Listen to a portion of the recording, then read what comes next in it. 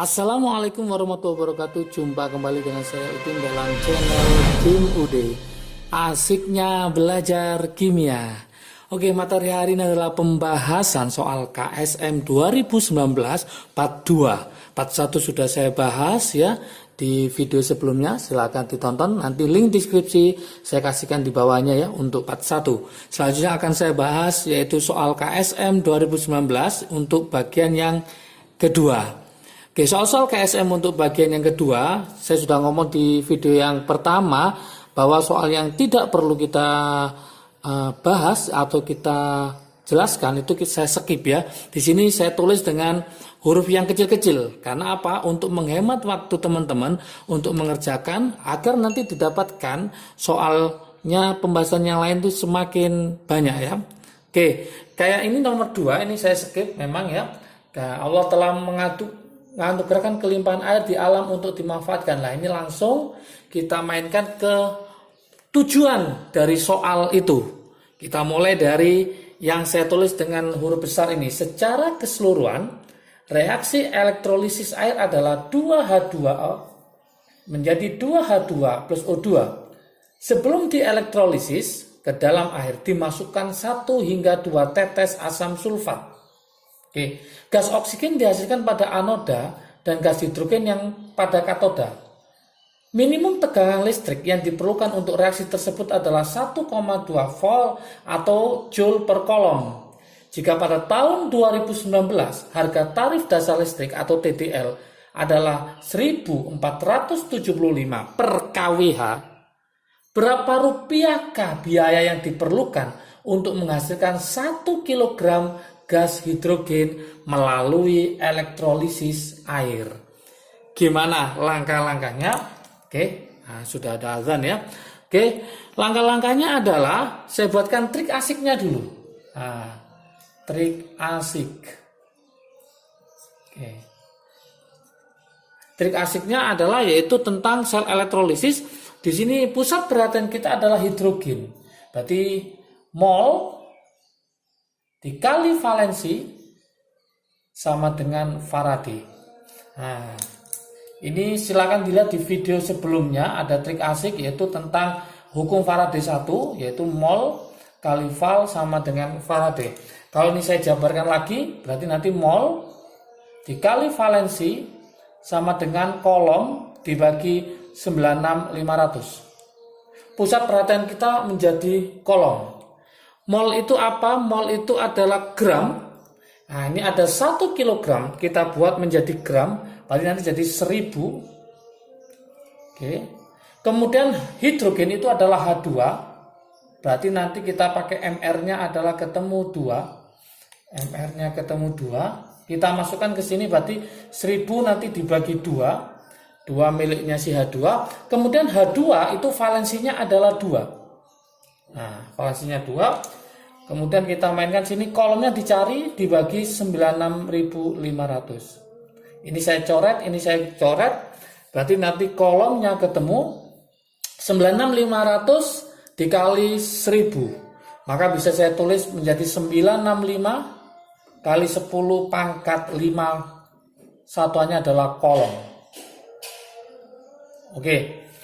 Kemudian ingat di sini ada yang membantu ya, maksudnya pusatnya di sini yaitu 1,24 joule per kolom. Artinya apa? Satu kolom itu sama dengan 1,24 joule. Berarti satu kolom sama dengan 1,24 joule. Nah, pertanyaannya sekarang, kalau saya punya 965 kali 10 kolom, berapa joule kah? Gitu ya, berarti kita main perbandingan 965 kali 10 pangkat 5 kolom ini berapa joule, maka dapat kita hitung, kita kalikan silang, berarti 1,24 dikali 965 kali 10 pangkat 5 ya, berarti nanti ketemu 1196,6 kali 10 pangkat 5 joule. Nah, hasilnya masih ini, yaitu X-nya ketemu ini. Kemudian ingat juga 1 Joule, berarti ini harus betul-betul paham tentang satuan. 1 Joule itu sama dengan 2,78 kali 10 pangkat min 3 kWh. 2,78 kali 10 pangkat min 7. Sangat banyak sekali kWh. Sekarang kalau dia itu adalah 1,196,6 1196,6 10 pangkat 5 Joule, berapa kWh? Maka mencari kWh-nya adalah kita bandingkan lagi. Berarti kalau punya 1196,6 kali 10 pangkat 5, ini berapa kWh? Maka mencari KWH seperti tadi tinggal kalikan silang, maka X untuk KWH-nya ketemu ternyata adalah 1196,6 kali 10 5 dikali 2,78 kali 10 pangkat min 7. Maka nanti ketemu 33,26 KWH. Padahal harga 1 KWH adalah 1475. Maka nanti yang dibayarkan, langsung aja kita kalikan, berarti yang dibayar itu sama dengan harganya adalah 33,26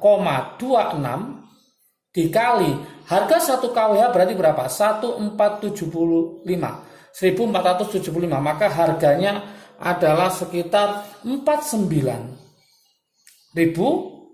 Hitungan saya 066,5. Berarti mendekati 49.000. Maka jawabannya adalah yang B. Oke. Berarti di sini harus paham tentang satuan. Jadi ini pusatnya di sini 1 Joule sama dengan ini 2,78 kali 10 pangkat min 7 kWh. Kemudian di sini tadi ada 1 Joule sama dengan 1,24. Nah, pusatnya di sini. Jadi kita hanya main yaitu main perbandingan satuan. Oke. Soal nomor 5. Nah, pada surat Al-Maidah ayat 88 Allah berfirman. Lah ini sudah juga saya skip ya. Artinya apa? Langsung kita ke tujuan. Jika diketahui kacang polong mengandung protein, jadi nanti kita berbicara polimer, mengandung protein dengan MR 1600 yang hanya terbentuk dari monomer asam aminoleusin melalui reaksi kondensasi. Maka berapa banyak leusin yang menyusun protein? Bayangkan soalnya kita harus tahu di situ rumus leusin ya. Berarti saya tulis di sini rumus dari leusin. Asam aminoleusin ya. Ada di soalnya ya, yaitu saya tulis ini CH3, kemudian C ini ada H, kemudian ini CH3, CH2, kemudian CH, di sini ada NH2, kemudian COOH. Oke. Kalau ini saya buat rumus molekulnya berarti nanti C6, H13, N-nya 1, O-nya 2. Silakan dicari nanti MR-nya, tadi sudah saya cari, MR-nya ketemu 131. MR-nya 131. Nah, setelah kita tahu trik asiknya mencari polimer kondensasi, mencari MR polimer kondensasi, MR polimer kondensasi, ingat umumnya polimer kondensasi dia akan melepas air, ya, melepas air. Nah, melepas airnya itu adalah misalkan jumlahnya itu X, monomernya, total monomernya, berarti airnya adalah X-1, berarti kurang 1 dari jumlah dari monomernya. Berarti rumusnya mencari MR polimer, suatu polimer kondensasi, itu adalah X dikali MR dari monomer, dikurangi X-1 dikali MR dari air, yaitu H2O. Seperti ini rumusnya. Kalau seandainya polimernya adisi, Gampang, kenapa? Mencari MR polimer sama dengan X kali MR monomer saja tanpa dia melepas. Karena adisi itu ikatan rangkap jadi tunggal. Berarti tinggal penggabungan saja, maka nggak ada pelepasan. Kalau kondensasi umumnya melepas H2O. Ya. Oke, sekarang kita cari MR polimernya ternyata adalah 1600. Saya tulis 1600 sama dengan X dikali MR dari monomer dari leusinnya adalah 131 dikurangi berarti X min 1 kali MR-nya air adalah 18. Oke, berarti nanti 1600 sama dengan 131X dikurangi 18X ditambah 18. Oke. Kemudian ini pindah ke sana berarti 1600 dikurangi 18 maka ketemu 1582 sama dengan 131 di X dikurangi 18X maka ketemu 113X. Berarti X sama dengan berapa? Tinggal bagi ya 1582 dibagi 113 maka ketemu 14. Berarti jumlah monomernya adalah 14. Maka dari sini yang kita pilih adalah yang C. Oke, ingat-ingat ya, triknya ini kalau polimer adisi itu dikurangi kalau polimer adisi sehingga soal nanti misalkan diganti polimer adisi maka MR polimer sama dengan X kali MR monomer saja tanpa terjadi pelepasan. Soal nomor 7, nah ini morfin ya. Dalam hadis Nabi yang diriwayatkan oleh Ibnu Umar radhiyallahu anhu dijelaskan bahwa setiap ini saya skip juga, saya tulis dengan font yang kecil ya, langsung kita ke tujuan. Nah, morfin itu rumusnya adalah C17H19NO3. Diketahui minuman keras mengandung morfin, massa jenisnya adalah 0,8 gram per mililiter. Memiliki titik beku, min 0,42, sedangkan titik beku minuman keras tanpa morfin, berarti sebagai pelarutnya nanti, itu adalah min 0,12. Berapakah persentase persen massa morfin dalam minuman keras tersebut? Oke, KF minuman keras adalah 1,5.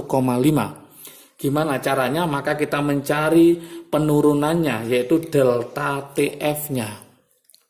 Mencari delta TF, berarti TF-nya si pelarut murni dikurangi TF-nya si larutan. Oke, pelarut murninya adalah min 0,12, dikurangi larutannya adalah nanti min 0,42. Oke, kalau kita jumlah berarti min kali min ini plus, berarti ketemu 0,3. Inilah penurunannya. Masih ingatkah teman-teman mencari delta TF itu sama dengan M dikali KF. Molalitas dikali tetapan titik beku molalnya. Delta TF-nya ketemu berapa? Tadi ketemu 0,3 derajat Celcius ya. Sama dengan M-nya kita cari molalitasnya. KF-nya adalah 1,5. Berarti mencari M-nya ketemu 0,3 dibagi 1,5. Maka ketemu 0,2. 0,2 molal. Oke, setelah ketemu 0,3 molal, maka kita pakai rumus molalitas itu. Masih ingatkah teman-teman? Mencari rumus molalitas M itu adalah gram telarut dibagi MR dikali 1000 dibagi gram pelarutnya. Molalitas tadi ketemu berapa? 0,2. Gram telarut kita cari. MR lah, kita harus mencari MR dari morfin. MR dari morfin. Morfin tadi berapa? C17, H19, N-nya 1, O-nya 3. MR-nya morfin silakan dicari, jadi nanti 17 dikali 12 ditambah 19 kali 1 ditambah 1 kali 14 ditambah 3 kali O-nya itu adalah 16. Maka ketemu MR morfin adalah 285. Oke, saya yakin sudah banyak yang tahu mencari MR-nya ya. Jangan lupa kalau teman-teman nanti di soal KSM itu pasti nanti diketahui AR masing-masing itu di lembar awal. Jadi nanti ada tabel periodik, silakan dicari. AR-nya C itu adalah 12, AR-nya H itu adalah 1, AR-nya N adalah 14, AR-nya O adalah 16. Tinggal dijumlahkan nanti hasilnya adalah 285. Setelah ketemu 285 kita masukkan sini berarti 285. Dikali 1000. Nah, supaya karena ada dua persamaan yang belum diketahui, maka GP-nya saya misalkan 1000 juga. Dimisalkan supaya gampang. Sehingga ini saya coret, maka gram terlarutnya ketemu berapa? Yaitu 0,2 dikali 285. 0,2 kali 285 ketemu 57 gram.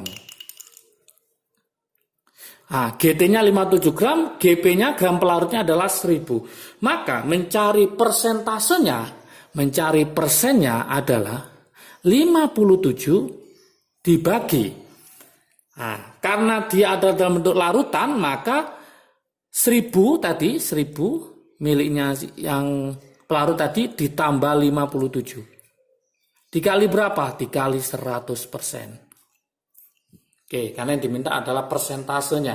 Berarti nanti hasilnya adalah 57 dibagi 1057 dikali 100%. Maka ketemu 5,39 atau kalau kita bulatkan menjadi 5,4. Sehingga jawabannya adalah yang D.